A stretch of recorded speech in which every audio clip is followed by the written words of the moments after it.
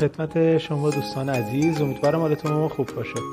با یک آموزش دیگه همراه شما هستیم که یه تعداد نکته میگم بهتون که پست‌های اینستاگرامتون رو که یا حالا پست کنید و بازدیدهای هزارتایی و حتی میلیونی بگیرید. با من همراه باشید، حتما کانال ما رو فالو داشته باشید تا آموزش‌های بعدی رو از دست ندیم و لایک و کامنت هم فراموش نکنید. بریم سراغ آموزش بشیم. قبل از اینکه حالا بگم چه ساعتایی باید پستاتون رو بذارید تا بهترین بازدهی رو بگیرین، اولی نکات رو میگم، بعد وارد حالا اون مراحل میشیم. اولین نکته، اول فالووراتون رو بشناسید، بدونید حالا پیجی که شما دارید در چه زمینه‌ایه و فالووراتون رو بشناسید. من یه سایت معرفی میکنم آخر کار که میتونید مخاطبینتون رو خیلی راحت تر بشناسید و در کل باید مخاطب شناسی داشته باشید. مثلا یه نفر که پیجش دنبال کننداش خانه داره، خب قطعا وقت آزاد بیشتری داره، میتونه بیشتر اینستاگرام رو چک کنه. این از این مورد. بعد محتوای پیج شما چیه، دومین نکته است. یعنی شما باید ببینید محتوایی که تولید میکنید میذارید به پیجتون برای چه سنی و چه مخاطبینه و اون محتوایی رو به تولید کنید که برای مخاطبینتون جذاب باشه. این نکته رو در نظر بگیرید. سومین نکته، آزمون و خطا کنید. یعنی چی؟ یعنی شما باید تو بازه‌های مختلف و روزهای مختلف پست بذارید و تا دقیقا متوجه بشید. حالا من این نکاتی رو میگم جلوتر دیگه، اینا تضمینی هستش، ولی خب باز به مخاطبین شما هم گفتم بستگی داره. شاید 99% این نکاتی که میگم جواب بده، 1% برای بعضی پیجا جواب نده.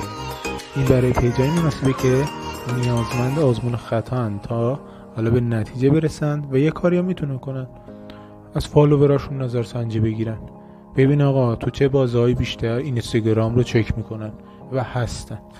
اما میریم سراغ وارد مبحث اصلیمون میشیم، چه ساعتهایی برای پست گذاشتن بهتره.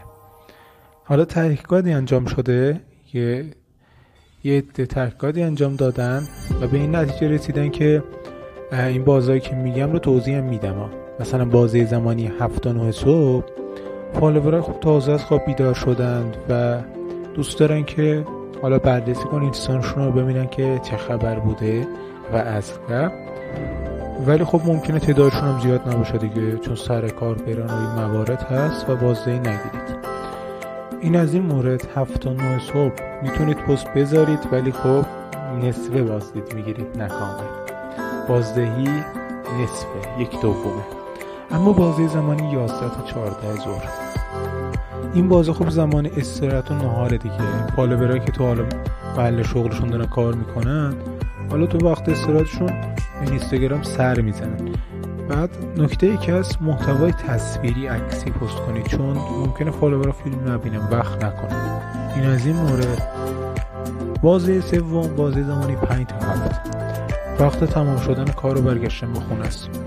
فالووراتون ممکنه از سر کار دارن برمیگردن خونه و تحقیقات نشون داده که حالا افراد در حال برگشتن هستن و اینستاگرامشون رو چک میکنن و این زمان بهترین موقع برای حالا محتوای سرگرم کننده و کمدیه. حالا پیجتون هر چیه میتونید یه ذره از کمدیون طنزم استفاده کنید در تولید محتواهاتون که ترجیحاً ویدیویی باشه، خیلی بهتره.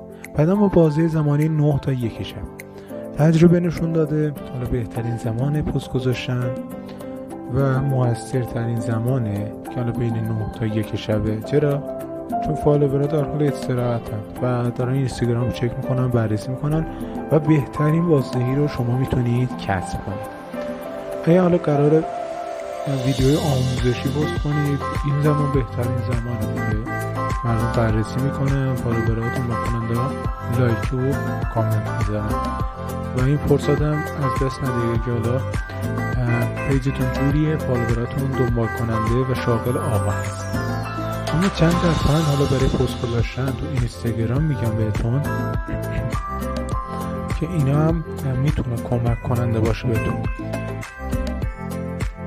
یه کاری انجام بدین. اولین نکته فالوور منتظر پست شما باشن. یعنی چی؟ یعنی شما ساعت تعیین کنید، بگید آقا فلان ساعت میخوام این پست رو حالا قرار بدم.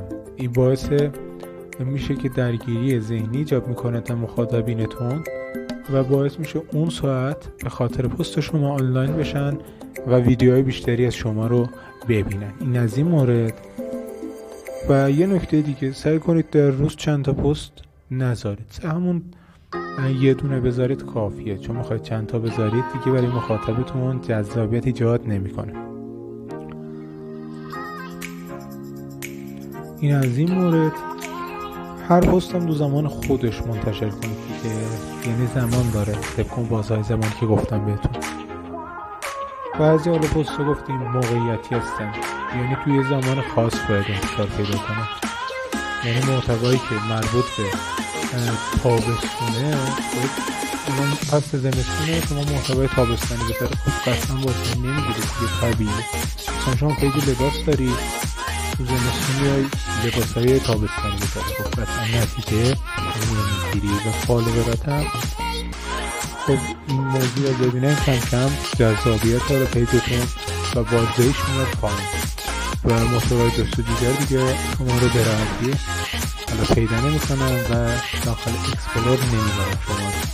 این از این مورد. و داره یه ابزار گفته بودم معرفی میکنم، ابزار شناسایی بهترین زمان پست گذاشتن تو اینستاگرام که فالووراتون رو میشناسید با این ابزار و میتونید دقیقا بدونید فالووراتون که فعالن، چقدر فعالن و همین موارد که داخل برنامه این سایت اینستاگرام میشید.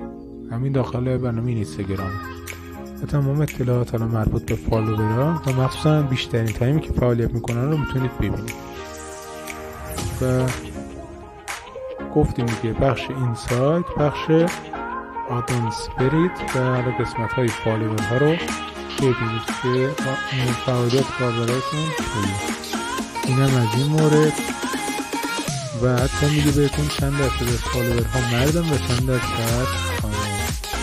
و این موضوع هم برای تعیین بهترین زمان پست گذاشتن تو اینستاگرام مهمه. موفق باشید، با تصمیم باشید داخل حالا پیامو بنویسید، من به پاسخ میدم. موفق باشید.